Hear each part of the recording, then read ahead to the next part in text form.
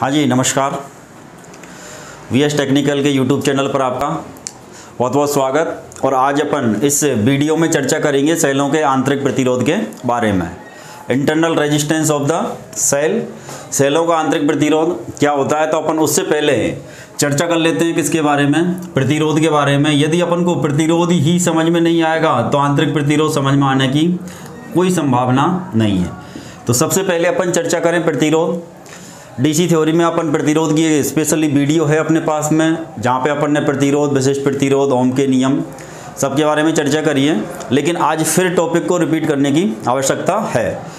तो अब अपने पास सबसे पहले अपन को चर्चा करनी है प्रतिरोध के बारे में। प्रतिरोध समझ में आएगा तो आंतरिक प्रतिरोध ऑटोमेटिक समझ में आएगा। प्रतिरोध क्या होता है, तो विद्युत धारा के मार्ग में या प्रवाह में या फ्लो में प्रस्तुत की गई बाधा, उसको अपन बोलते हैं प्रतिरोध या रेसिस्टेंस। तो विद्युत धारा के प्रवाह में या मार्ग में, विद्युत धारा के प्रवाह को ही अपन बोलते हैं फ्लो, या फिर अपन बोल सकते हैं मार्ग में प्रस्तुत की गई बाधा। यह धारा के प्रवाह का जो विरोध होता है उसी को अपन प्रतिरोध कहते हैं। तो विद्युत धारा के प्रवाह या मार्ग में प्रस्तुत की गई बाधा क्या कहलाती है, अपना रेसिस्टेंस, या उसी को अपन बोलते हैं प्रतिरोध। तो रेसिस्टेंस या प्रतिरोध क्लियर हो गया होगा, सबसे बेसिक परिभाषा है। तो रेसिस्टेंस की परिभाषा अपने पास क्लियर हो गई। तो यहाँ अपन को प्रतिरोध नहीं देखना, यहाँ पे अपन को देखना है आंतरिक प्रतिरोध। अब अपने पास में आंतरिक प्रतिरोध क्या होता है, तो किसी सेल के द्वारा या फिर किसी बैटरी के द्वारा, किसी सेल के द्वारा या किसी बैटरी के द्वारा धारा के प्रवाह में या मार्ग में या फ्लो में प्रस्तुत की गई बाधा, उसको अपन बोलते हैं उस सेल का या उस बैटरी का आंतरिक प्रतिरोध। लेकिन आंतरिक प्रतिरोध को यदि अपन को समझना है तो उससे पहले एक तो अपन ने पढ़ा प्रतिरोध, दूसरा अपन को पढ़ना है स्रोत वोल्टेज के बारे में, या स्रोत विद्युत वाहक बल। तो एक है अपन का स्रोत वोल्टेज और दूसरा है अपन का लोड वोल्टेज।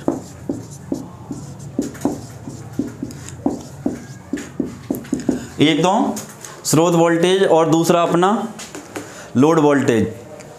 तो अपने पास में दो चीज़ें, ये भी अपन को आंतरिक प्रतिरोध को समझना है तो उससे पहले अपन को स्रोत वोल्टेज और अपन को लोड वोल्टेज के बारे में भी पढ़ना होगा। या अपन बोल सकते हैं यहाँ पे भाई स्रोत वोल्टेज क्या होती है, या स्रोत वोल्टेज की जगह अपन को ये लिख के दे सकते हैं भाई स्रोत विद्युत वाहक बल। दोनों में से कोई सा भी आ सकता है। जो वोल्टेज है वो भी अपने लिए विद्युत वाहक बल का ही काम कर रहा है, तो अपन यहाँ पे भी लिख लेते हैं विद्युत वाहक बल।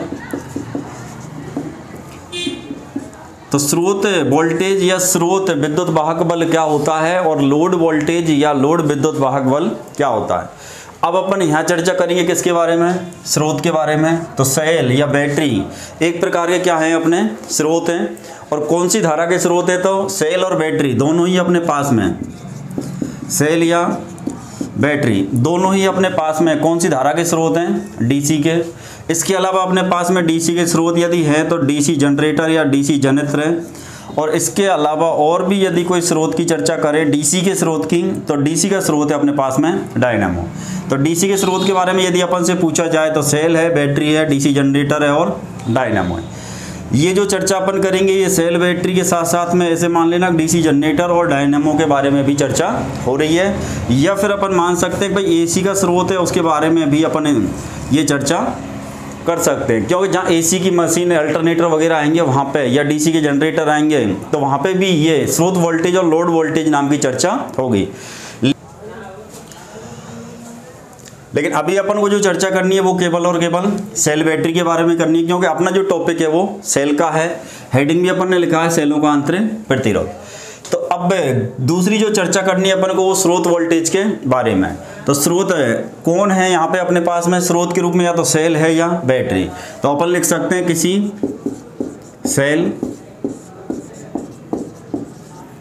सेल या बैटरी। सेलों का जो समूह होता है उसको अपन बोलते हैं बैटरी।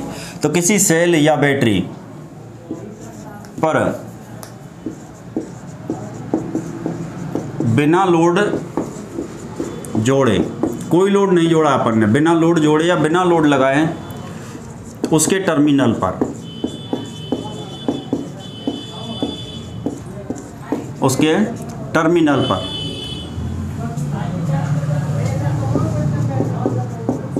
मापा गया विद्युत वाहक बल, या इसी को अपन शॉर्ट में बोलते हैं ईएमएफ, स्रोत ईएमएफ, या अपन बोलेंगे स्रोत वोल्टेज कहलाता है।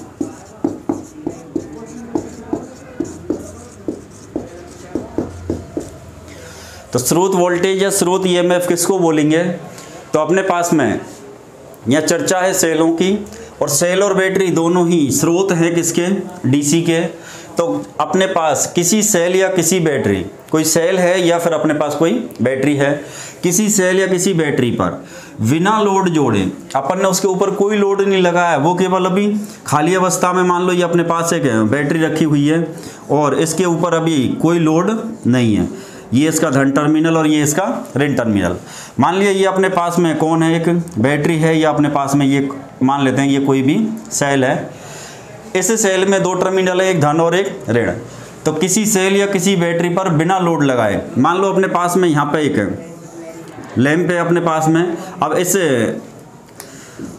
लैंप को अपन को इस पे जोड़ना था, लेकिन अभी इसको अपन ने नहीं जोड़ा है। बिना लोड जोड़े, बिना लोड जोड़े उसके टर्मिनल पर यदि अपन एक वोल्ट मीटर लें, क्या लें अपन? एक वोल्ट मीटर। अब वोल्ट मीटर अपन को कौन सी राशि का मान दिखाएगा? वोल्टेज का। तो अपने पास में यदि एक वोल्ट मीटर लें और वोल्ट मीटर का एक सिरा अपन धन टर्मिनल पे लगा दें, एक सिरा अपन ऋण टर्मिनल पे, बिना लोड जोड़े या बिना लोड लगाए उसके टर्मिनल पर मापा गया विद्युत वाहक बल ईएमएफ का जो मान आएगा, उस ईएमएफ के मान को अपन बोलते हैं स्रोत ईएमएफ, या स्रोत ईएमएफ को ही बोला जाता है स्रोत वोल्टेज। तो स्रोत जो वोल्टेज है वही स्रोत ईएमएफ है। तो यहाँ पे बिल्कुल कंफ्यूज नहीं हो, इसको अपन स्रोत ईएमएफ बोल सकते हैं या स्रोत वोल्टेज। लेकिन स्रोत वोल्टेज है कौन सा? तो किसी सेल या बैटरी पर बिना लोड लगाए, बिना लोड लगाए उसके टर्मिनल पर नापी गई वोल्टेज वो कहलाएगी स्रोत ईएमएफ या स्रोत विद्युत वाहक बल या स्रोत वोल्टेज। दूसरा अपने पास में कौन है? लोड वोल्टेज है। अब लोड वोल्टेज या लोड विद्युत वाहक बल या लोड ईएमएफ क्या होता है? तो इन दोनों परिभाषाओं में ज़्यादा अंतर नहीं है।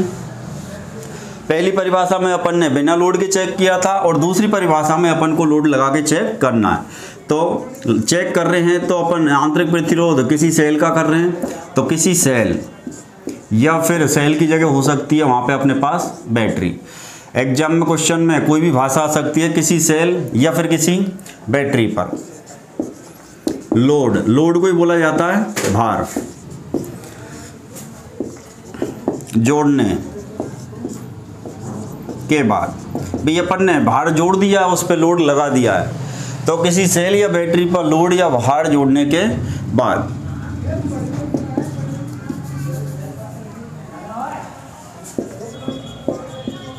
सेल या बैटरी, वो सेल भी हो सकता है, वो बैटरी भी हो सकती है, तो दोनों में से कोई सा भी हो अपने पास कोई फर्क नहीं पड़ने वाला है। सेल या बैटरी के टर्मिनल पर मापा गया ईएमएफ, इस मापे गए ईएमएफ को अपन बोलते हैं लोड ईएमएफ। इसी को अपन बोलते हैं लोड ईएमएफ, या फिर इसी को अपन बोलेंगे लोड वोल्टेज। इसी को अपन लोड वोल्टेज। तो अब अपने पास में यहाँ वोल्टेज तो है, दोनों ही विद्युत वाहक बल हैं, लेकिन दोनों का रूप अलग अलग हो गया, दोनों को नाम अलग अलग मिल गया है। अब वो नाम कौन सा हो गया? एक तो हो गया स्रोत वोल्टेज या स्रोत विद्युत वाहक बल, एक हो गया लोड वोल्टेज या लोड विद्युत वाहक बल। स्रोत वोल्टेज क्या है? तो किसी सेल या बैटरी पर बिना लोड जोड़े उसके टर्मिनल पर, बिना लोड जोड़े टर्मिनल पर नापा गया या मापा गया विद्युत वाहक बल वो कहलाएगा स्रोत विद्युत वाहक बल। दूसरी कंडीशन, किसी सेल या बैटरी पर लोड जोड़ने के बाद या भार जोड़ने के बाद, लोड को ही अपन हिंदी में या निम्मी में क्या बोलते हैं, भार। तो भार जोड़ने के बाद सेल या बैटरी के टर्मिनल पर मापा गया ईएमएफ, इलेक्ट्रोमोटिव फोर्स, वो कहलाएगा अपन का लोड ईएमएफ। अब अपन मान लेते हैं कि भाई अपन ने यहाँ पे एक बल्ब इस दोनों सिरों पे जोड़ दिया। अब दोनों सिरों पे जोड़ दिया तो अब इसके साथ लोड जुड़ गया, लोड अपना जुड़ गया है। अब लोड जुड़ गया, उसके बाद इन टर्मिनल पे यदि अपन वोल्टेज चेक करेंगे, इन टर्मिनलों पे अपन जो वोल्टेज चेक करेंगे उस वोल्टेज के मान को बोला जाता है लोड विद्युत वाहक बल या लोड वोल्टेज का मान। और इस लोड को यदि अपन हटा दें और उसके बाद फिर इसी टर्मिनल पे वोल्टेज चेक करें, भाई अब अपन ने लोड हटा दिया, अब वोल्टेज जो चेक करेंगे वो कहलाएंगे अपन के स्रोत ईएमएफ या स्रोत विद्युत वाहक बल। तो बिना लोड के केवल कौन रह गया, ये स्रोत रह गया। भाई बैटरी अपने पास में क्या है, ये स्रोत है, अपन ने कोई लोड नहीं लगा रखा और अपन इसकी वोल्टेज चेक करेंगे तो अपन किसकी वोल्टेज चेक करें, एक स्रोत की, तो वो स्रोत वोल्टेज। और लोड लगाने के बाद यदि अपन वोल्टेज चेक करेंगे तो वो कहलाएगा लोड वोल्टेज या लोड विद्युत वाहक बल।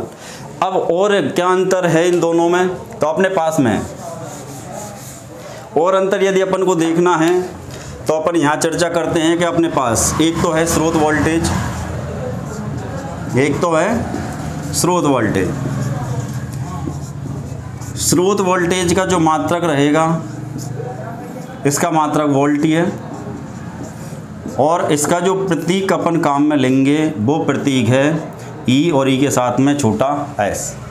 दूसरा अपने पास में लोड वोल्टेज या वोल्टेज की जगह देखो विद्युत वाहक बल लिखा आ सकता है, तो वो मैंने ऊपर लिख दिए हैं लोड वोल्टेज, या फिर यहाँ ईएमएफ विद्युत वाहक बल भी लिखा हुआ आ सकता है। यहाँ पे मात्रक कौन होगा, तो यहाँ जो मात्रक होगा वो तो वोल्ट ही रहेगा और वोल्ट का जो प्रतीक है वो कौन है, बी। वोल्ट का प्रतीक है बी। अब अपने पास में लोड वोल्टेज या लोड ईएमएफ, और लोड को ही अपन क्या बोलते हैं, भार। तो अपन को ये भाषा ऐसे भी लिखी जा सकती है कि भाई भार विद्युत वाहक बल। और ये भार विद्युत वाहक बल जो लैंग्वेज लिखी हुई है यही अपनी निम्मी है, निम्मी कोई अलग से लैंग्वेज नहीं है।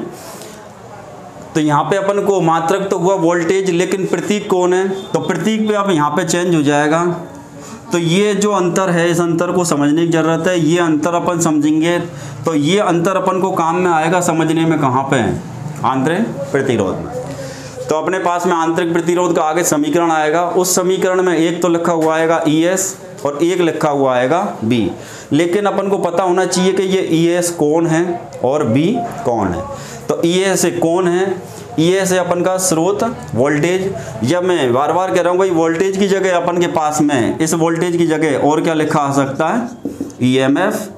तो स्रोत EMF का जो मात्रक रहेगा वो तो वोल्ट रहेगा। इस वोल्ट का जो प्रतीक है वो V है। इस स्रोत वोल्टेज या स्रोत EMF का जो प्रतीक है वो E है। अब E के साथ S लगा हुआ है तो अपन पढ़ेंगे स्रोत EMF। दूसरा लोड वोल्टेज, इसका मात्रक वोल्ट ही है, वोल्ट का प्रतीक V है। और लोड EMF या लोड वोल्टेज या भार विद्युत वाहक बल, इसका जो प्रतीक है वो कौन है, ये है अपन का V। तो इस तरीके से अपन को इन दोनों में अंतर समझना है। इन दोनों का जो अंतर है वो अपन को कहाँ काम में आएगा, आंतरिक प्रतिरोध में।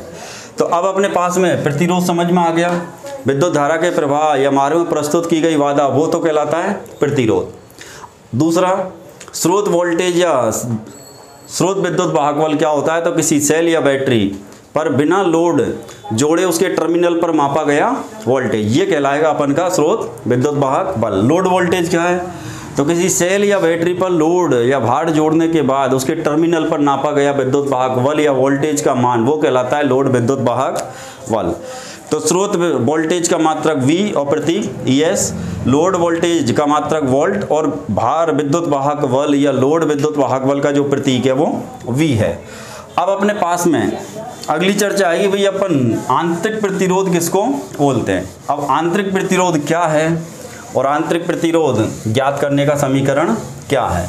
तो अपने पास में यहाँ तक की चर्चा में एक तो प्रतिरोध क्लियर हो गया, एक स्रोत EMF का मान या स्रोत वोल्टेज का मान, दूसरा एक अपने पास में लोड वोल्टेज या लोड विद्युत वाहक बल का मान।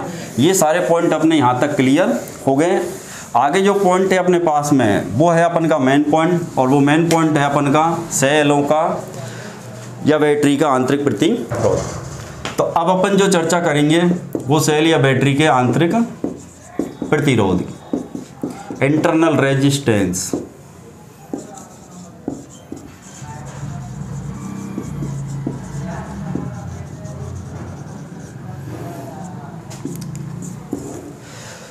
तो इंटरनल रेजिस्टेंस या आंतरिक प्रतिरोध क्या होता है? तो अपन प्रतिरोध की चर्चा कर चुके हैं। भाई कोई भी अपने पास में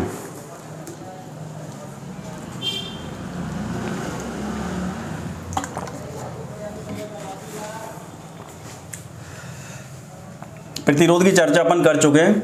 कोई भी अपने पास ऐसा चालक है जिसमें से धारा प्रवाहित होगी, तो सभी चालकों में एक ऐसा गुण पाया जाता है जो धारा के प्रवाह का या धारा के मार्ग में बाधा डालने का कार्य करता है, और उस बाधा डालने का जो गुण है उस गुण को ही बोला जाता है प्रतिरोध। अब अपन थोड़ा सा यदि चर्चा करें, सेल बैटरी के अंदर धन और ऋण दोनों तरह की प्लेट लगी होती हैं।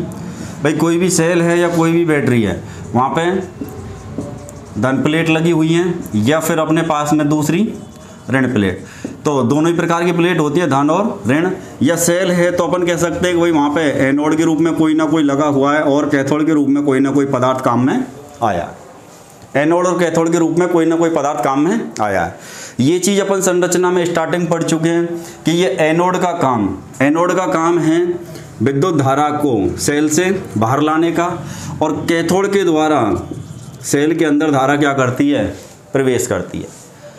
किसी भी सेल का एनोड है या कैथोड है, जो एनोड है वहाँ धन प्लेट लग गई और जहाँ कैथोड है वहाँ ऋण प्लेट लग गई। दोनों में से ही अपन समझ लेते हैं, किसी भी सेल से यदि विद्युत धारा बाहर आ रही है तो वो कौन सी इलेक्ट्रोड रोड से आएगी? तो वो है अपन का एनोड या धन टर्मिनल। दूसरा जिससे धारा विलयन में प्रवेश करती है, सेल के अंदर प्रवेश करती है, वो है अपन का कैथोड। इसका मतलब धारा एनोड से होकर गुजर रही है। भाई धारा बाहर आ रही है, इसका मतलब एनोड से होकर गुजर रही है।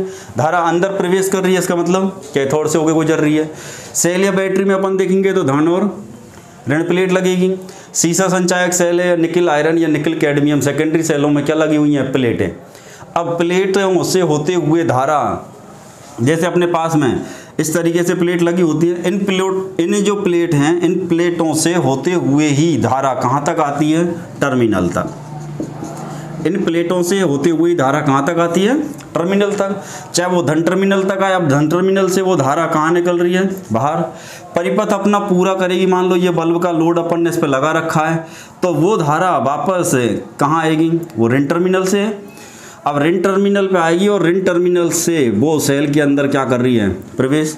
तो इधर अपनी क्या लगी रहती हैं? ऋण प्लेट लगी रहती हैं। भाई इधर अपने पास में ऋण प्लेट लगी रहती हैं।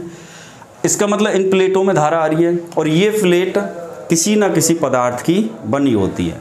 चाहे ये रेड लेड की बन रही है सीसा संचायक सेल में, अपन जाएंगे यदि निकल आयरन में तो वहाँ निकल आलेपित स्टील और आयरन हाइड्रेट की हैं या आयरन की हैं। अपन निकल कैडमियम में जाएंगे तो वहाँ धन प्लेटें निकल की हैं और ऋण प्लेटें कैडमियम CD की हैं। कहने का मतलब यह किसी ना किसी पदार्थ की धन प्लेट बनी होगी, किसी ना किसी पदार्थ की ऋण प्लेट बनी होगी, और उस पदार्थ में से जब भी धारा प्रवाहित होगी, धारा क्यों प्रवाहित होगी? क्योंकि अपन को धारा को सेल से बाहर लाना है, तो वो धन प्लेटों से होती हुई धन टर्मिनल पे आएगी। वापस जब प्रवेश करेगी तो ऋण टर्मिनल से होती हुई ऋण प्लेटों में आएगी, और इन प्लेटों में जो धारा प्रवाहित होगी तो धारा के मार्ग में बाधा प्रस्तुत की जाएगी प्लेटों के द्वारा। अब ये जो बाधा आ रही है ये सेल के कहीं बाहर से नहीं आ रही भाई। अब जो इन प्लेटों के द्वारा जो बाधा आ रही है वो किसी सेल के बाहर से नहीं आ रही, वो सेल के अंदर से आ रही है। और सेल के अंदर से धारा के मार्ग में प्रस्तुत की गई बाधा उस सेल का या उस बैटरी का कहलाएगा इंटरनल रेजिस्टेंस या आंतरिक प्रतिरोध।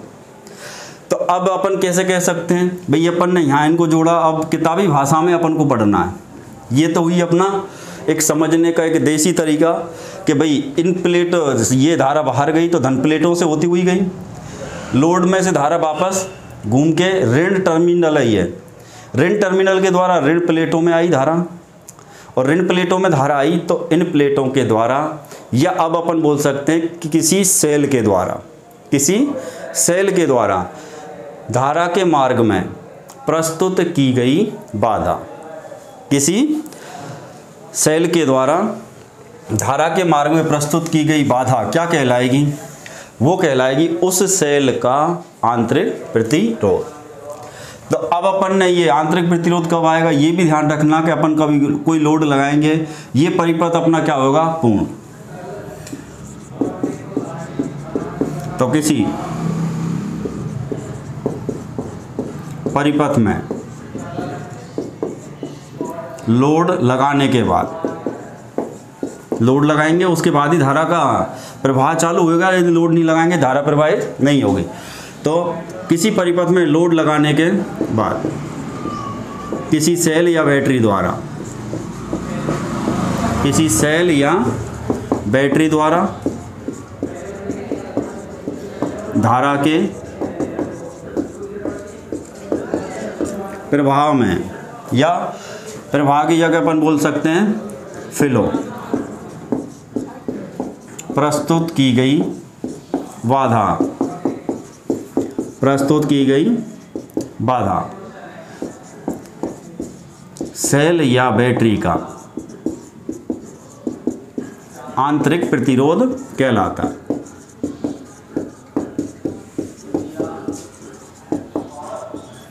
तो आंतरिक प्रतिरोध, इस आंतरिक से ही समझो, इस आंतरिक से ही समझने की कोशिश करो कि ये प्रतिरोध तो है लेकिन कहीं बाहर से नहीं आ रहा है, ये सेल के अंदर से ही आ रहा है। और सेल के अंदर धारा के मार्ग में यदि कोई बाधा दे सकता है तो वो कौन है? तो वो हैं अपने पास में इधर हो सकती हैं धन प्लेट और ऋण प्लेट। तो धन प्लेट और ऋण प्लेट किसी ना किसी पदार्थ की बनी रहेगी। इन प्लेटों में धारा प्रवाहित होती है तभी धन टर्मिनल तक पहुंचती है। यदि इनमें धारा प्रवाहित नहीं होगी तो धन टर्मिनल पे भी धारा नहीं आएगी। धन टर्मिनल से धारा कहाँ निकलती है? बाहर निकलती है। ऋण टर्मिनल के द्वारा अंदर प्रवेश करेगी। तो ऋण टर्मिनल के द्वारा बैटरी के अंदर प्रवेश करेगी। अब वो धारा अंदर गई कहाँ है? तो सीधी इलेक्ट्रोलाइट में नहीं गई, वो सब प्लेटों के द्वारा इलेक्ट्रोलाइट में तक पहुंची है। वहाँ जाकर के फिर रासायनिक क्रियाएं हुई हैं। फिर वो विद्युत ऊर्जा रासायनिक ऊर्जा के रूप में संचित होती है चार्जिंग के समय, और डिस्चार्जिंग के समय वही रासायनिक ऊर्जा विद्युत ऊर्जा के रूप में निकल के बाहर आती है। लेकिन समझने की चीज़ ये है कि ये धन और ऋण जो प्लेटें हैं इनमें धारा प्रवाहित होती है, तभी धन और ऋण टर्मिनल पर धारा प्रवाहित होती है। और जब ऋण और धन प्लेट के द्वारा धारा के मार्ग में प्रस्तुत की गई बाधा ही सेल का आंतरिक प्रतिरोध है।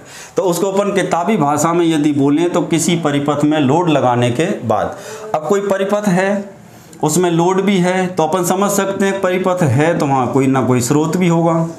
अब स्रोत के रूप में कौन हो सकता है? सेल हो सकता है, या बैटरी, या जनरेटर, या अल्टरनेटर, या डायनामो, कोई भी हो सकता है। तो किसी परिपथ में स्रोत लगा हुआ है ही, परिपथ में लोड लगाने के बाद, लोड लगाएंगे तो धारा प्रवाहित होगी।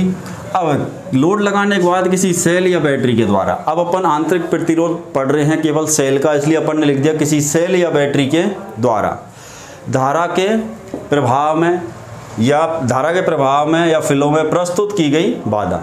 अब किसी सेल या बैटरी के द्वारा, सेल या बैटरी के द्वारा परिभाषा में तो लिखा हुआ है सेल बैटरी बाधा डाल रही है, लेकिन एक्चुअली में जो बाधा डाल रही हैं वो बाधा किसके द्वारा आ रही है? धन या ऋण प्लेट के द्वारा। लेकिन नाम किसका हो रहा है? बैटरी का। भाई सेल और वो धन और ऋण जो प्लेट हैं वो सेल के ही पार्ट्स हैं। मान लो घर में से कोई आदमी किसी से बाहर झगड़ा करके आ गया, अब आदमी को कोई नहीं जानता, नाम सीधा सीधा किसका आता है? परिवार का। परिवार का नाम आता है भाई फला के फला ने झगड़ा कर लिया, फलाने के ने लड़ाई कर ली, देसी भाषा में बोले तो।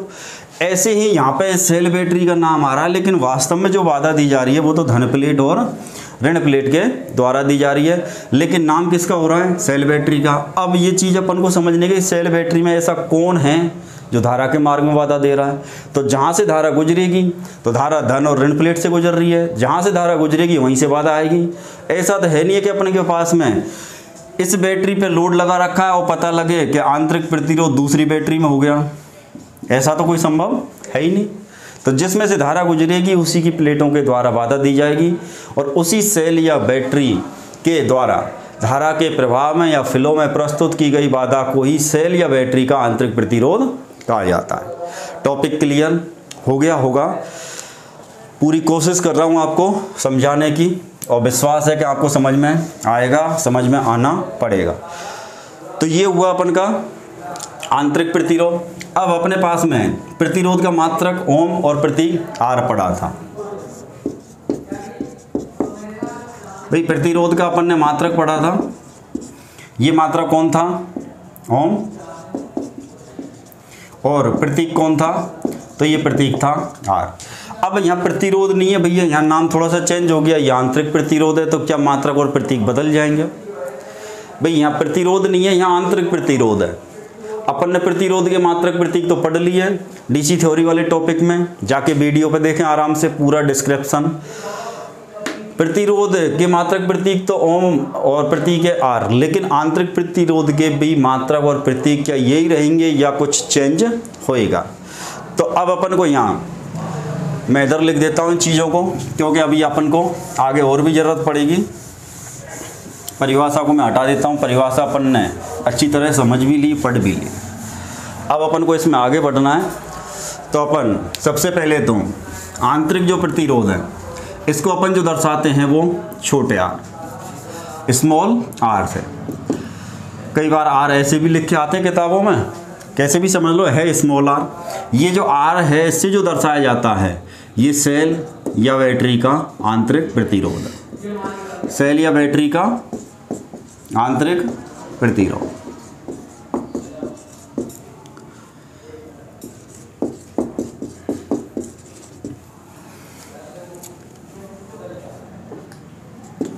तो सेल या बैटरी का जो आंतरिक प्रतिरोध है ये किससे दर्शा रहे हैं? आर से, और मात्रक इसका रहेगा ओम। तो अपने पास में ये थोड़ा सा चेंज है कि भाई मात्रक जो लिखते हैं अपन ओम, तो ओम ही रहेगा। लेकिन यहाँ प्रतिरोध का मात्रक पूछे तो ये प्रतीक पूछे तो कैपिटल आर। लेकिन आंतरिक प्रतिरोध का यदि प्रतीक पूछे तो वहाँ अपन के पास स्मॉल आर।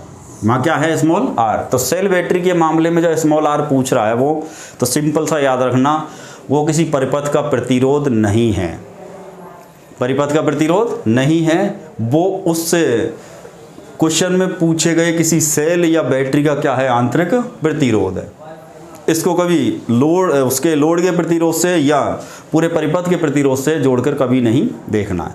तो ये चीज़ क्लियर होगी कि ये स्मॉल जो आर है सेल बैटरी के मामले में अपन को क्या दिखाएगा?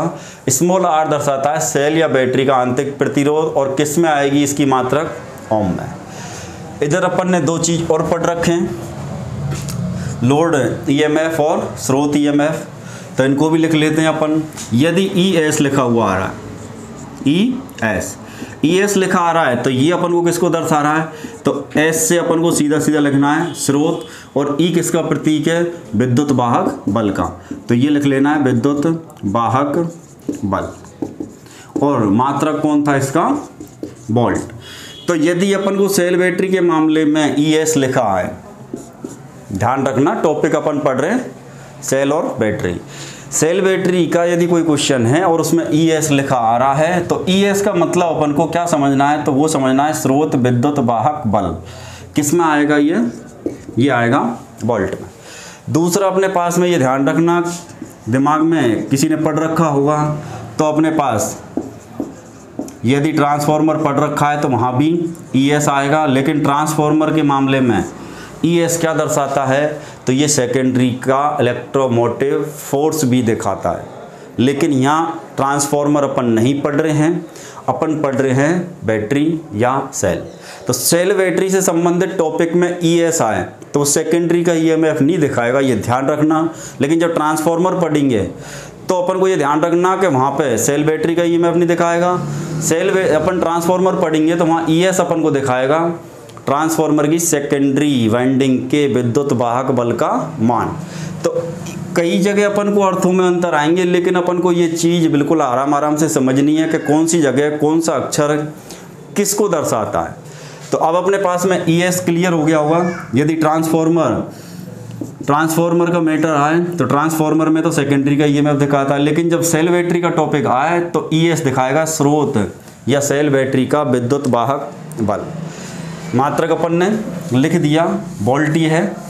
अब अपने पास में एक था लोड ईएमएफ या लोड वोल्टेज का मान, तो ये लोड वोल्टेज का मात्रक कौन था, वोल्ट, लेकिन प्रतीक ई नहीं था, प्रतीक था वी। तो लोड विद्युत वाहक बल या लोड वोल्टेज का मात्रक और प्रतीक भी अपन को कंफर्म याद होने चाहिए। तो यहाँ पे मैं लिखता हूँ बी, यहाँ पे मैं लिखता हूँ बी। तो बी बराबर कौन है, तो ये है अपन के लोड विद्युत वाहक बल। लोड विद्युत वाहक बल आएगा, लेकिन आएगा किस में, आएगा वोल्ट में। तो ये तीन प्रतीक क्लियर होने चाहिए। जब तक आपके प्रतीक क्लियर नहीं होंगे समीकरण समझ में नहीं आएंगे, और जब तक समीकरण समझ में नहीं आएंगे न्यूमेरिकल होने का कोई सवाल नहीं उठता है। यदि आपको न्यूमेरिकल पढ़ने हैं तो समीकरण भी मत पढ़ो, पहले तो प्रतीक पढ़ो कि कौन किसका प्रतीक है, तब अपन को समझ में आएगी कि भाई ये फला समीकरण है, इसमें ये प्रतीक हैं, ये प्रतीक किसका मान दिखाता है और किस यूनिट के अंदर, किस इकाई के अंदर दिखाता है। ओम में दिखाएगा, किलो में दिखाएगा, एम्पियर में या मिली में या सेकंड में या मिनट में। मेरा कहने मतलब कोई भी यूनिट है तो वो किस के अंदर दर्शा रहा है। तो अपने पास में ये 3 पॉइंट क्लियर हो गए होंगे। स्मॉल आर सेल या बैटरी या स्रोत का आंतरिक प्रतिरोध। दूसरा ईएस की अपन दोनों चर्चा कर चुके हैं। ट्रांसफॉर्मर जो टॉपिक आएगा तो ईएस दिखाएगा सेकेंडरी वाइंडिंग का ईएमएफ, लेकिन सेल बैटरी के मामले में ईएस दिखाएगा स्रोत या सेल बैटरी का विद्युत वाहक बल ईएमएफ। बी किसको दिखाएगा, बी दिखाएगा लोड या अपन बोल सकते हैं पूरे परिपथ लोड का विद्युत वाहक बल। किसमें दिखाएंगे, तो स्रोत विद्युत वाहक बल भी वोल्ट में और लोड विद्युत वाहक बल भी वोल्ट में। तो ये चीज़ क्लियर होगी। अब अपन को किसी सेल या बैटरी का, किसी सेल या बैटरी का आंतरिक प्रतिरोध ज्ञात करना पड़े तो अपन किस समीकरण के द्वारा करेंगे। भाई किसी सेल या बैटरी का अपन को आंतरिक प्रतिरोध ज्ञात करना पड़े तो किसी भी राशि को ज्ञात करने के लिए कोई ना कोई समीकरण काम में आता है। अब वो सबसे पहले तो अपन को वो समीकरण याद होना चाहिए। समीकरण याद नहीं है तो अपन किसी भी न्यूमेरिकल को I बराबर B बटे R का भी है तो समीकरण याद है तो ही आंसर आएगा, नहीं तो नहीं आएगा। तो अब अपने पास में आंतरिक प्रतिरोध, आंतरिक प्रतिरोध ज्ञात करने का समीकरण क्या है, कौन सा फॉर्मूला है जिससे अपन आंतरिक प्रतिरोध ज्ञात कर सकते हैं। ठीक है, लिखने में थोड़ी कंजूसी कर गया। आंतरिक प्रतिरोध पहले का ही लिख रहा था जिसको काम में ले लिया है। लिखना पूरा था वो पूरा लिख दिया है। आंतरिक प्रतिरोध ज्ञात करने का समीकरण क्या है, तो आंतरिक प्रतिरोध को अपन किससे दर्शा रहे हैं, सबसे पहले तो ये क्लियर होना चाहिए। सेल बैटरी का आंतरिक प्रतिरोध किससे दर्शाएंगे, आर से। इसका मतलब अपन को आर ज्ञात करना है, अपन को ज्ञात कौन करना है, आर। अब आर बराबर समीकरण क्या है, तो आर बराबर जो समीकरण है ये है अपन का E S minus I R upon I, upon I. अपन आर को समझ चुके हैं, ई एस को समझ चुके हैं, आई को अपन जानते हैं, आर को भी अपन जानते हैं। नहीं जानते हैं उन बच्चों के लिए मैं यहाँ लिख देता हूँ। भाई कोई ये कहेगा भाई आप तो जानते हो मैं तो नहीं जानता, और आप जानते हो तो आप ही समझ सकते हो, मैं तो जानूंगा तो समझ में आएगी, नहीं तो समझ में नहीं आएगी। तो वो भी मैं यहाँ लिख देता हूँ। अपने पास में आर कौन है, आर है अपने पास परिपथ का, ये अपन लिख सकते हैं लोड का प्रतिरोध, लोड का या परिपथ का प्रतिरोध। दूसरा अपने पास में आई कौन है, तो आई होगी अपने पास में परिपथ की धारा, परिपथ की धारा। परिपथ की धारा किस में है, एम्पियर में। प्रतिरोध जो है यहाँ पे ये किस में है, ओम में। और अपने पास ई एस है ही है। आई और आर अपन दोनों समझ चुके हैं कि आई आर कौन है, आर अपना परिपथ या लोड का प्रतिरोध, आई है परिपथ या लोड की धारा। ये चीज़ अपन ही हो गए। तो ई एस माइनस ई एस में से अपन को घटाना आई आर को। अब आई आर कौन है, तो ये अपन के पास लोड के हो गए। अब अपने पास में बेसिक जो अपन ने पढ़ी थी तो वहाँ अपन ने एक समीकरण पढ़ा था, एक तो I बराबर B बटे R, ये समीकरण अपन ने पढ़ा था। एक अपन ने B बराबर लिखते हैं तो एक समीकरण पढ़ा था B बराबर IR, एक अपन ने पढ़ा था R बराबर B अपॉन I। ये 3 समीकरणों से शुरुआत हुई थी इलेक्ट्रिशियन थ्योरी की। सबसे पहले थ्योरी में आने वाले समीकरण यही हैं, लेकिन ये बहुत छोटे समीकरण हैं, बेसिक के समीकरण हैं, लेकिन समझने के हिसाब से पूरी थ्योरी में अभी तो अपने पास सेल बैटरी हैं, उसके बाद ट्रांसफार्मर, डीसी जनरेटर आएंगे, उसके बाद डीसी की मोटर, फिर alternator, 3 phase, synchronous motor, induction motor, single phase. सब जगह अपन को कहीं ना कहीं इन 3 की ज़रूरत पड़ती है। तो एक बार मैं वापस से रिपीट कर देता हूँ, यदि 3 समीकरण याद नहीं हो तो ये मैजिक ट्रायंगल आपको किताबों में भी मिल जाएगा। अब अपने पास में यहाँ लिखना है अपन को, ये मैजिक ट्रायंगल बन गया। इस तरीके से अपन को V, I और R लिखना है, ये अपन ने लिख दिए। अब यहाँ पे समीकरण तीनों निकालने के तरीके बता देते हैं। भाई I को छुपाएंगे तो समीकरण I बराबर बनेगा B बटे R, R को छुपाएंगे तो R बराबर बनता है B बटे I, और अपने पास में यदि B को जो ज्ञात करना है तो B बराबर बनता है I इंटू R। तो ये समीकरण सिंपल सी बात है, यदि अपन समझें तो इसी का अपन दूसरा एक रूप लिख सकते हैं समीकरण का। वहाँ अपन लिखेंगे R बराबर ES माइनस इस IR की जगह, भाई यहाँ IR लिखा हुआ है, IR बराबर है B, भाई B बराबर अपन ने लिखा IR, या फिर या अपन लिख सकते हैं IR बराबर B। इसका मतलब जितना मान ये है उतना मान ये है, बीच में चिन्ह किसका लग रहा है, बराबर का। अब चाहे ये मान लिख ले या ये लिख ले, समीकरण में अभी जो लिखा हुआ है वो कौन है, IR। लेकिन यदि अपन IR नहीं लिखेंगे तो उसकी जगह B लिखने से भी काम बन जाएगा, क्योंकि IR बराबर है किसके, B के। तो अपन B लिख के भी यहाँ पे दूसरा समीकरण बना सकते हैं। वो समीकरण बन के ही आया है, और पहले भी जब बेसिक के ये समीकरण चले थे तो समीकरण बनाना मैंने बताया था। अब भी मैं बता रहा हूँ, समीकरण यदि एक पढ़ लिया, उस एक समीकरण से और या फिर उस समीकरण को अपन और किस किस तरीके से लिख सकते हैं। कई बार एग्जाम में क्वेश्चन आता है, एक अपन को याद होता है लेकिन दूसरे अपन ने कभी पढ़े भी नहीं और कभी बना के भी नहीं देखे। नहीं बना के देखे तो आज भी एग्जाम है, आज तो बनाने की टाइम ही नहीं है अपने पास में, आज कौन से अपन बनाने बैठेंगे। तो कैसे अपन को चेक कर लेना चाहिए, तो कई बार आता हुआ क्वेश्चन बहुत इजी क्वेश्चन भी गलत हो जाएगा।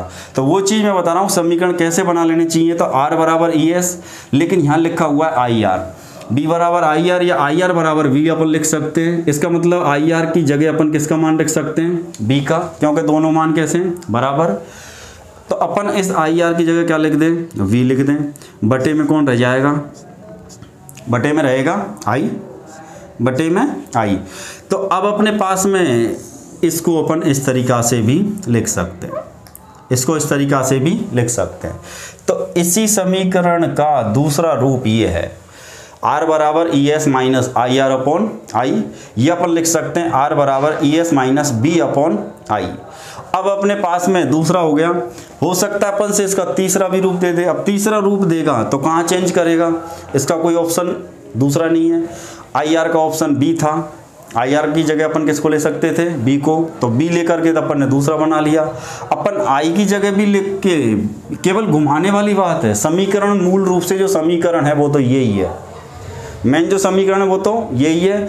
लेकिन इसी समीकरण को अलग अलग तरीके से तोड़ मरोड़ के केवल स्टूडेंट को फेल कराने का नाटक है ये, और एग्जामिनर ऐसा नाटक जरूर करता है, लेकिन उसके नाटक को पहचानने का जो तरीका है वो अपन को सीखना है। तो अपन को इसी समीकरण में यदि अपन I की जगह मान रख दें किसी का, तो I की जगह अपन क्या रख सकते हैं, I की जगह अपन क्या रख सकते हैं, B अपॉन R।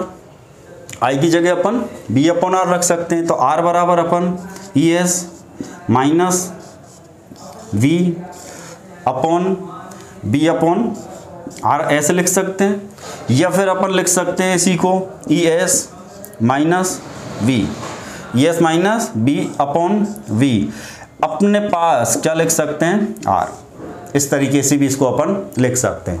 तो समीकरण तो एक ही था, लेकिन कितने तरीके से लिख दिया उसको, उसको लिख दिया उसने 4 तरीके से। समीकरण एक ही है लेकिन उसको 4 तरीके से लिख दिया, और अपन को भी इसी तरीके से लिखना सीखना है। एक समीकरण में अपन नहीं सीख पाएंगे, दूसरे में नहीं सीखेंगे, तीसरे में नहीं सीखेंगे, चौथे में नहीं सीखेंगे, पाँचवें में नहीं सीखेंगे, छठे में सीखेंगे, सातवें में, आठवें में, नौवें में, 10वें में। अभी अपने पास सैकड़ों समीकरण आएंगे और हर जगह मैं आपको ये बताऊंगा कौन सा समीकरण किस तरीके से तोड़ा मरोड़ा जा सकता है। तो लगातार वीडियो देखनी होंगी इसके लिए कि कौन सा समीकरण कैसे टूटता है, और वीडियो देख करके वीडियो को शेयर करना भी नहीं भूलें। ये चीज़ आ गई होगी समझ में। मूल समीकरण तो अपने पास ये है आंतरिक प्रतिरोध ज्ञात करने का, R बराबर ES minus IR upon I। अपने पास में IR बराबर होता है B या B बराबर होता है IR, तो अपन ने IR की जगह किसको लिख दिया, B को। तो एक नया समीकरण आ गया R बराबर ES minus B upon I। अब अपन ने यहाँ पे अपन ने B अपॉन R कर दिया। I बराबर कौन होता है B अपॉन R, तो अपन ने ES माइनस B बटे B अपॉन R, या फिर इसको ES minus B upon B रह गया नीचे, R कहाँ चला गया ऊपर। तो इस तरीके से भी अपन लिख सकते हैं। बाकी मूल समीकरण तो यही है, ये तो केवल इसके घुमाए गए रूप हैं। अब अपन को यहाँ ये समझना है कि अपने पास में कोई नई राशि आई है क्या। भाई अपन को ये समझना है कि अपने पास कोई नई राशि आई है क्या। तो अपने को ये समझे सबसे पहले तो कि भाई R है, इसमें R के बारे में अपन ने पढ़ लिया। R जो होता है वो सेल का आंतरिक प्रतिरोध, और किस में आएगा, ओम में। ES, तो ES है अपने पास स्रोत विद्युत वाहक बल या स्रोत वोल्टेज का मान, वोल्ट में आएगा। IR की जगह अपन V, और V कौन है, लोड विद्युत वाहक बल का मान, किसमें, वोल्ट में। I कौन है, I है अपनी परिपथ की धारा, किसमें, एम्पियर में। R कौन है, R है अपने परिपथ या लोड का प्रतिरोध या रेसिस्टेंस। तो इसके सारे घटक क्लियर हो गए, कौन सा किस यूनिट में किस मात्रक में आएगा ये भी क्लियर हो गया है। तो अब अपन टॉपिक को आगे बढ़ाएं, उससे पहले एक और अपन को कंसेप्ट क्लियर करनी है। यहाँ मैं लिख देता हूँ ES। आपको समझना है कि ES किसको दिखा रहा है। भाई मैंने तो लिख दिया ES, अब आपको प्रतीक से ही ये पता लगाना है कि ES है कौन है। तो ES कौन है, तो सीधा अपन के साइड में जाओ, याद है, अभी तो नहीं होगा, खैर पहली वीडियो आप देख रहे हो, लेकिन धीरे धीरे आपको याद होगा। जब तक नहीं हो, जब तक आप देख के, तो ES बता सकते हैं आप देख के। ES कौन है, स्रोत विद्युत वाहक बल, ES। और दूसरा एक कौन है, B। दूसरा कौन है, B, या ES माइनस B कर रखा है अपन ने। अब इन दोनों में क्या संबंध है, कई बार अपन से ये पूछ ले भाई ES और B के बीच क्या संबंध रहता है सेलों में। सेल या बैटरी में ES एवं V के बीच क्या संबंध होता है, तो हमेशा ध्यान रखना ES का जो मान होगा ये V के मान से हमेशा अधिक होगा। ये तो अपन ने प्रतीक के रूप में लिख दिया। यदि इसी भाषा को अपन थ्योरेटिकल लिखेंगे तो कैसे लिखेंगे, अपन लिखेंगे स्रोत विद्युत वाहक बल। ES कौन है, स्रोत विद्युत वाहक बल का मान हमेशा, आजकल नहीं, केवल इस टॉपिक में नहीं, एक दो टॉपिक में नहीं, पूरी थ्योरी में जहाँ भी है, चाहे वो कोई भी स्रोत है, सेल, बैटरी, जनरेटर है, डायनामो या अल्टरनेटर, कोई भी स्रोत है, स्रोत विद्युत वाहक बल का मान। इस पॉइंट को पूरी थ्योरी में याद रखना है, पूरी थ्योरी में याद रखना है शुरू से एंड तक। स्रोत भले ही कोई भी है, स्रोत विद्युत वाहक बल का मान हमेशा हमेशा हमेशा लोड विद्युत वाहक बल, लोड विद्युत वाहक बल को अपन किससे दिखाते हैं, V से, और स्रोत विद्युत वाहक बल को अपन किससे दिखाते हैं, ES से। तो स्रोत विद्युत वाहक बल मतलब ES का मान हमेशा लोड विद्युत वाहक बल यानी V के मान से, लोड विद्युत वाहक बल के मान से अधिक होता है, अधिक होता है। तो ये पॉइंट अपन को आज क्लियर करना है, और केवल इसी टॉपिक के लिए नहीं, थ्योरी में जहाँ भी अपन को ऐसा कोई मुद्दा है जहाँ लोड का विद्युत वाहक बल की चर्चा हो और स्रोत के विद्युत वाहक बल की चर्चा हो, या लोड वोल्टेज की चर्चा हो और स्रोत वोल्टेज की चर्चा हो, उस जगह हमेशा ध्यान रखना है। तो अब अपने हमेशा ध्यान रखना है किस चीज़ का, स्रोत विद्युत वाहक बल का मान हमेशा लोड विद्युत वाहक बल के मान से अधिक होता है। कभी कभी या हमेशा, तो ये हमेशा रहेगा। कब तक के लिए याद रखें, केवल सेल बैटरी में ही होता है या पूरी थ्योरी में? पूरी थ्योरी से मतलब जहाँ भी अपन कोई भी स्रोत पढ़ेंगे, स्रोत बोले तो सेल बैटरी के बाद अपने पास में अगला स्रोत है विद्युत का, वो है डीसी जनरेटर। डीसी जनरेटर में अपन पढ़ेंगे डायनेमो। इसके अलावा एसी का जो स्रोत है वो है अपने पास अल्टरनेटर या प्रत्यावर्तक। तो अपने पास में ये जितने भी स्रोत हैं, इन सब स्रोतों में ये वाला पॉइंट लागू रहेगा। तो इसलिए मैंने लिख दिया पूरी थ्योरी। पूरी थ्योरी का मतलब जहाँ भी अपन थ्योरी में स्रोत और लोड के वोल्टेज का संबंध देखेंगे, सभी जगह ये चलेगा। तो ऐसे पॉइंटों को नोट कर लो कि ये हमेशा ऐसा ही रहता है। ES स्रोत वोल्टेज का मान हमेशा अधिक होगा किससे, लोड वोल्टेज से। तो अपन इसको यदि पढ़ना चाहें तो पढ़ते ऐसे ES ग्रेटर देन, क्या पढ़ेंगे, ES ग्रेटर देन V। ये जो चिन्ह है बीच में, ये किसका है, ग्रेटर देन का। एक होता है लेस देन का, एक होता है लेस देन का। ये दो चिन्ह आपने पढ़े होंगे, एक तो ऐसा वाला और एक ऐसा वाला। तो ये ध्यान रखना, ये जो है ये ग्रेटर देन है और ये अपना लेस देन है। ये हमेशा ध्यान रखना कि कौन सा मान इनमें ज़्यादा हुआ। तो ये जो V बनी हुई है, इस V का मुंह जिधर की तरफ खुला हुआ है, ये V है, इस V का मुंह जिधर की तरफ खुला हुआ है वो मान अधिक है। तो बताओ यहाँ कौन सा मान अधिक है, ES का मान अधिक और V का मान।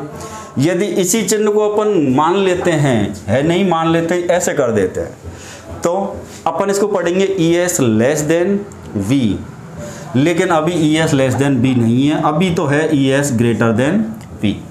तो एक ये पॉइंट लेस देन और ग्रेटर देन समझ में आ गए होंगे।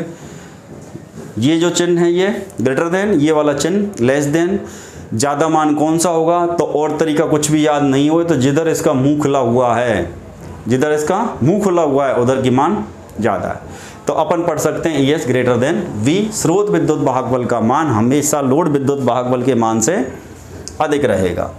अब अपने पास में ये सारे पॉइंट यदि यहाँ तक क्लियर हो गए, इसका मतलब जब भी अपन को क्वेश्चन मिलेगा ये मान हमेशा ज़्यादा मिलेगा, ये मान हमेशा ज़्यादा मिलेगा, ये मान ज़्यादा मिलेगा और ये मान हमेशा कम मिलेगा।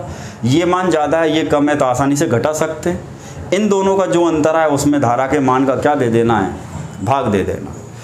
इसमें मान कन्फर्म हो गए कि ES का मान तो हमेशा ज़्यादा रहेगा, ES का मान तो हमेशा ज़्यादा, IR का मान या लोड वोल्टेज B का जो मान आएगा ये कम आएगा। तो ज़्यादा में से कम को अपन घटाएंगे। इन दोनों के घटाने पे जो अंतर अपन को मिलेगा XYZ, उसमें अपन को भाग देना किसका, I का। और I का भाग देने के बाद जो आंसर मिलेगा, जो वैल्यू मिलेगी, वो उस सेल का या उस बैटरी का आंतरिक प्रतिरोध होगा ओम में। आंतरिक प्रतिरोध होगा किसमें, ओम में। तो यहाँ तक पूरा टॉपिक आंतरिक प्रतिरोध वाला क्लियर हो गया होगा। ये पूरा क्लियर हो गया होगा कि भाई आंतरिक प्रतिरोध है कहाँ है, सेल या बैटरी का कौन सा भाग है जो अपन को आंतरिक प्रतिरोध देता है, आंतरिक प्रतिरोध के समीकरण क्या है, उस समीकरण में कौन कौन से प्रतीक कौन कौन सी राशि को दर्शाते हैं, वो सारी रामायण अपन ने इधर लिख दी है, समझ ली अच्छी तरीके से। अब अपने पास यदि कोई न्यूमेरिकल आएगा तो हमेशा ध्यान रखना, यदि किसी सेल का आंतरिक प्रतिरोध अपन से ज्ञात करवाएगा तो ये चीज़ कन्फर्म है, वो अपन को उस सेल या बैटरी का स्रोत विद्युत वाहक बल का मान देगा, या अपन को वो देगा परिपथ की धारा और परिपथ का प्रतिरोध। अब परिपथ की धारा प्रतिरोध दे दिए तो धारा का मान यहाँ रखना है और यहाँ भी वही मान आएगा दोनों जगह। R लोड का प्रतिरोध या परिपथ का प्रतिरोध है। ये अपन को मान लो उसने ये IR का मान नहीं दिया, तो इस IR की जगह मान जो देगा, IR की जगह जो मान देगा तो किसका देगा, लोड विद्युत वाहक बल का।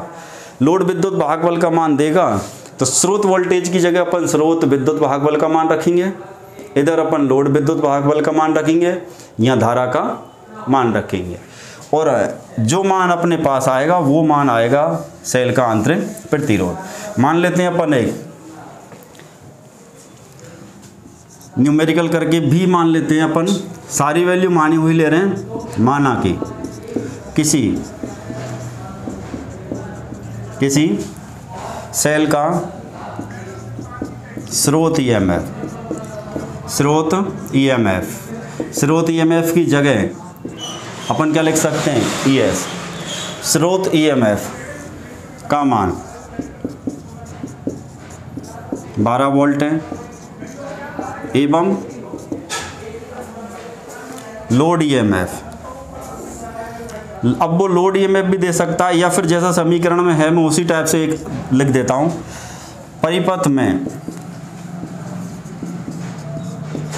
धारा का मान, परिपथ में धारा का मान 2 एम्पियर एवं लोड प्रतिरोध, या अपन को वो दे देगा परिपथ का प्रतिरोध, लोड प्रतिरोध या परिपथ का प्रतिरोध 5 ओम है, 5 ओम है। तो उस स्रोत या अपन को क्या दे सकता है, सेल का आंतरिक प्रतिरोध इंटरनल रेसिस्टेंस का मान कितना होगा। अब अपन को ये चीज़ ध्यान रखनी है कि भाई क्या तो अपन को क्वेश्चन में दिया हुआ है और क्या अपन से वो पूछना चाह रहा है। तो ये कहानी सबसे बाद की होती है कि अपन से क्या पूछना चाह रहा है। कोई भी न्यूमेरिकल हल करें अपन, कोई भी न्यूमेरिकल हल करें तो ये सवाल सबसे बाद का है, वो अपन से क्या पूछना चाह रहा है। सबसे पहले तो ये पता करो उसमें उसने क्या क्या अपन को दिया हुआ है, किस किस घटक की वैल्यू अपन के पास है, उन वैल्यू को अपन को अलग से लिखना है। तो अपन चलें सवाल में, तो अपन ने यहाँ पर लिखा भाई माना कि किसी सेल का स्रोत ईएमएफ, स्रोत ईएमएफ का मतलब वो ईएस का मान दे रहा है। तो इनको लिखते समय ऐसे लिखो, ईएस का मान है अपने पास, ईएस का मान कितना है 12 वोल्ट, तो ईएस का मान अपने पास आ गया 12 वोल्ट। दूसरा पॉइंट लिखो इसी में से, परिपथ में धारा का मान, इसका मतलब धारा बोले तो आई, धारा बोले तो आई, और आई बराबर अपने पास मान आ रहा है कितना 2 एम्पियर। भाई धारा का जो मान है ये कितना है 2 एम्पियर, तो आई का मान है अपने पास। अब अपन के पास एक मान तो हो गया ईएस का, दूसरा मान हो गया आई का। आगे बढ़े क्वेश्चन में, लोड प्रतिरोध, लोड प्रतिरोध कौन है अपने पास में, तो लोड प्रतिरोध है अपने आर, इसका मतलब आर का मान है। लोड प्रतिरोध का जो मान है वो कितना है, वो 5 ओम है, तो आर बराबर अपन क्या लिख लेंगे 5 ओम। अब इन तीनों को लिख के अब दिमाग लगाना है, इन तीनों को लिख लिया 5 ओम है। अब उस स्रोत या सेल का आंतरिक प्रतिरोध क्या होगा, अब अपन को दिमाग लगाना है कि ये अपन से किसका मान पूछना चाह रहा है, छोटे वाले आर का, बड़े आर का तो है, तो छोटे आर और बड़े आर अंतर है इनका, छोटा ए बड़ा ए ये भी अंतर है अपने पास। आगे जैसे जैसे टॉपिक आएंगे इन चीज़ों को समझने का मौका मिलेगा कि ये ए अपन को किसको दिखाता है, एम्पियर को। अपन इसको ऐसे लिख दें तो बहुत से अंग्रेज तो ये कहेंगे बोले बात तो एक ही है, तो ये क्या फ़र्क पड़ गया, लेकिन यहाँ फ़र्क है, फ़र्क है। ये ए एम्पियर को दिखाता है, बड़ा वाला ए, या अंग्रेजी में बोलें तो कैपिटल ए, छोटा वाला ए स्मॉल ए किसको दिखाएगा, ये दिखाता है क्रॉस सेक्शनल एरिया, अनुप्रस्थ कटाक्ष क्षेत्रफल। तो इनको अपन को एक साथ रटना भी नहीं है, एक साथ लोड भी नहीं लेना है, लेकिन ये समझने की शुरुआत कर देनी है कि भाई यदि कोई अक्षर बड़ा लिख रहा है कोई छोटा लिख रहा है, इसका मतलब इनमें कोई ना कोई अंतर है, और अंतर है जब भी जाके ये बड़े छोटे बने, और कहीं ना कहीं इनका उपयोग अलग अलग रूप में होता है। तो अपन को ये चीज़ धीरे धीरे सीखनी है, एक साथ नहीं सीखनी। चलो आगे बढ़े, तो ये चीज़ क्लियर होगी।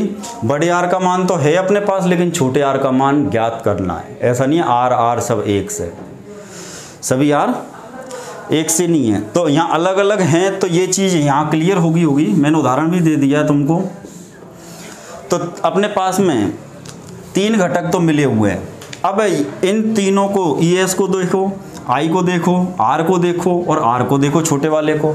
इन तीनों को देख के अब दिमाग लगाना है भाई कौन सा समीकरण है जो यहाँ लागू होगा। क्या I बराबर B बटे R लागू हो रहा है?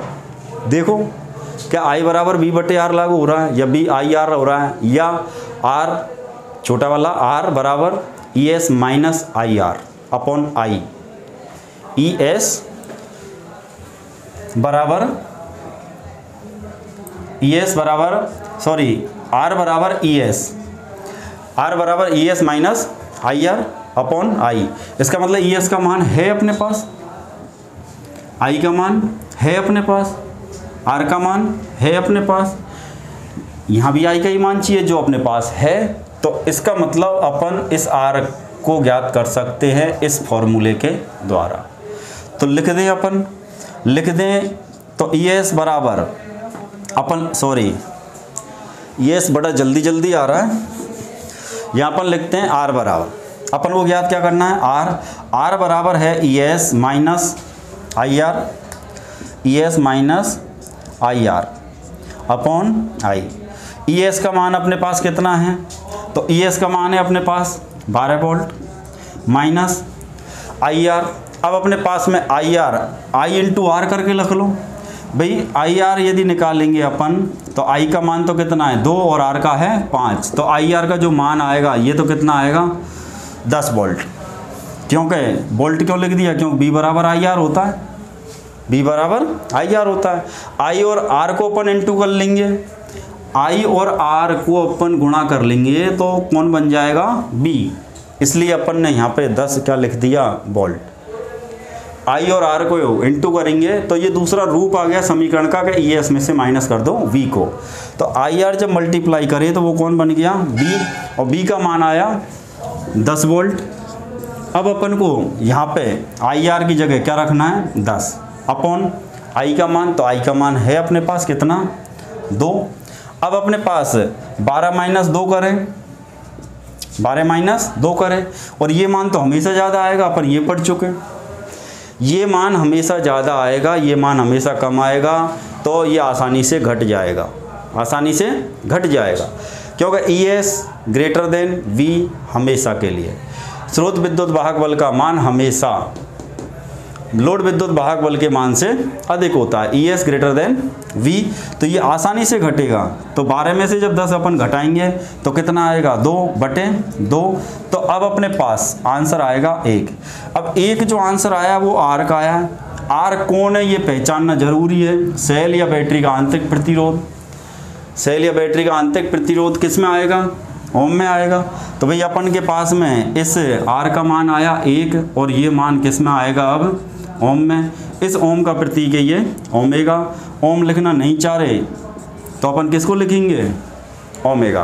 भाई इस ओम को नहीं लिखना चाह रहे, गलत नहीं है ये क्रॉस लगाने का मतलब ये, इसको नहीं लिखना चाह रहे तो अपन ओमेगा लिख सकते हैं। तो अब अपने पास ओम लिख दें या ओमेगा, दोनों ही आंसर सही है। तो R का जो मान आया वो क्या आया 1 ओम। R का जो मान आया वो 1 ओम आया। और अपने पास ध्यान रखना सीसा संचायक सेल का आंतरिक जो प्रतिरोध होता है, आंतरिक प्रतिरोध ये लगभग कितना होता है 2 ओम। 2 ओम से थोड़ा कम नीचे भी हो सकता है, ऐसा नहीं कि हमेशा ही 2 ही निकले, लेकिन अपन को याद रखना है 2 ओम। कौन से सेल का, सीसा संचायक सेल का आंतरिक प्रतिरोध 2 ओम। और निकल आयरन निकल कैडमियम सेल में आंतरिक प्रतिरोध निकल कैडमियम में और भी कम हो जाएगा, तो वहाँ पे 2 से भी कम। लेकिन सीसा, अभी अपन सीसा संचायक सेल की चर्चा कर रहे हैं, तो सीसा संचायक सेल का आंतरिक जो प्रतिरोध है वो है अपन के पास है 2 ओम। तो यहाँ तक ये जो टॉपिक था ये पूरा था आंतरिक प्रतिरोध का। इसमें अपन ने प्रतिरोध भी पढ़ लिया, स्रोत विद्युत वाहक बल भी पढ़ा है, लोड विद्युत वाहक बल भी पढ़ा है, आंतरिक प्रतिरोध भी पढ़ा है, उसका समीकरण भी है और उसका न्यूमेरिकल भी है, ES और EV का संबंध भी है, समीकरण कैसे बनाने हैं ये सब कुछ अपन ने सीखा है। और लगातार वीडियो देखने के लिए चैनल पे बने रहें। तब तक के लिए नमस्कार।